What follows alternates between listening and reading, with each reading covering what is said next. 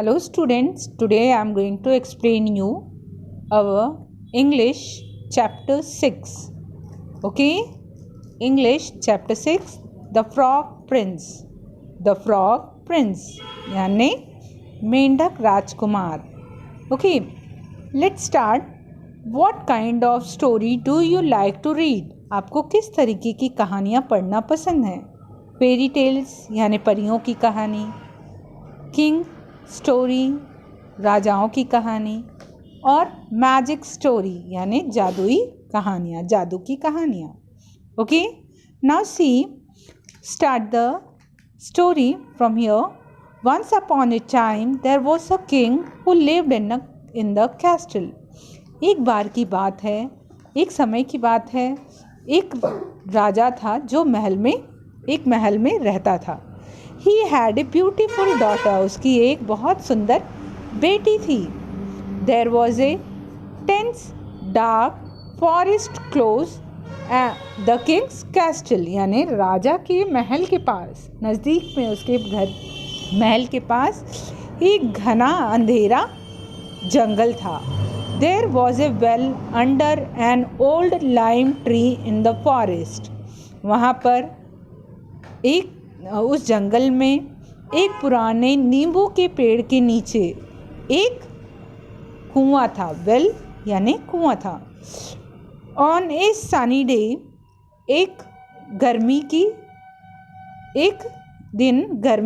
गर्मियों के दिन में एक दिन, the princess would go out into the forest. वह उसकी राजा की बेटी राजकुमारी प्रिंसेस उस जंगल में गई. And sit down by the side of the well. और वह कुएं के पास बैठ गई.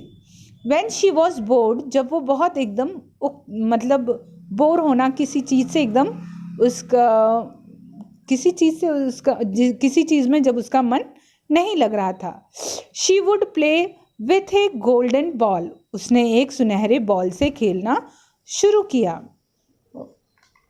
हर फेवरेट टॉय, जो उसका फेवरेट खिलौना, उसका मनपसंद खिलौना था. One day the princess was sitting by the well and playing with the golden ball. देखिए, जब भी राजकुमारी को उबती थी या उसे कुछ खेलना कुछ पसंद नहीं आता था, तो वो अपने फेवरेट टॉय जो उसका गोल्डन बॉल था उसके साथ खेलती थी. और कभी कभी वो जंगल में जाकर उस कुएं के पास भी बैठती थी. एक दिन, one day the princess was sitting by the well and playing with the golden ball. और एक दिन वो कुएं के पास बैठी हुई थी और अपने बॉल से खेल रही थी. Suddenly it slipped from her hand and rolled straight into the water. अचानक उसके हाथ से बॉल फिसल गई और सीधे जाकर कुएं के पानी में गिर गई. The princess followed it with her eyes. वह अपनी आंखों से अपनी बॉल को देखती रही. बट इट वैनिस्ड यानी ना दिखाई देना, लेकिन वह दिखाई नहीं दिया. As the well was deep, वह कुआं बहुत गहरा था.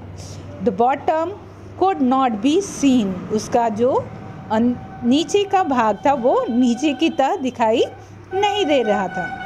She began to cry bitterly. उसने जोर जोर से रोना शुरू कर दिया. As she loved her golden ball. क्योंकि वो अपने गोल्डन बॉल को बहुत चाहती थी, उसे बहुत प्रेम करती थी अपने गोल्डन बॉल से. और उसका वो गोल्डन बॉल कहाँ गिर गया था? कुएं में. Suddenly she heard a voice saying, "Why are you crying?" अचानक उसने एक आवाज़ सुनी जो कह रहा था, तुम क्यों रो रही हो राजकुमारी? Your tears will move even a stone. आपके जो आंसू हैं वो पत्थर में बदल जाएंगे. Your tears will move even a stone. आपके जो आंसू हैं वो पत्थर में बदल रहे हैं. Okay? She looked down and saw a frog stretching forth its big ugly head from the water. उसने नीचे देखा, एक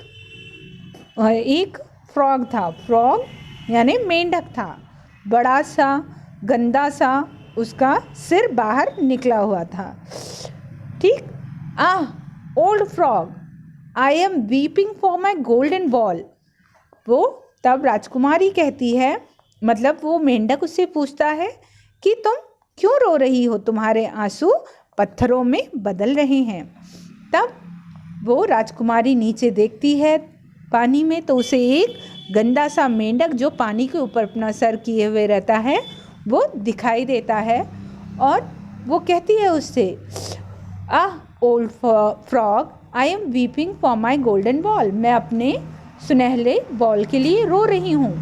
विच has fallen into the well, जो कि कुएं में गिर गया है। सी शेड, उसने कहा।